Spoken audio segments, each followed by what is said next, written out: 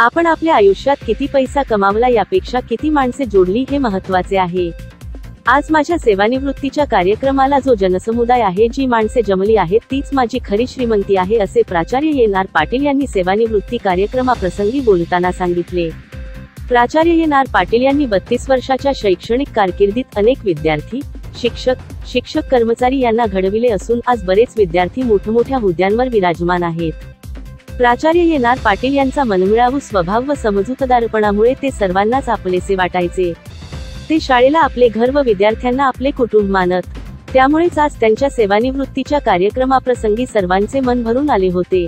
प्राचार्य एन.आर. पाटील यांनी Sudhagad education society पालीचे माध्यमिक विद्यालय व कनिष्ठ महाविद्यालय दादर पेण येथे 25 वर्ष व फोफेरी अलिबाग येथे 7 वर्ष असे एकूण 32 वर्ष अविरत सेवेनंतर फोफेरी येथे त्यांचा सेवापूर्ती सत्कार सोहळा कार्यक्रमाचे आयोजन करण्यात आले होते।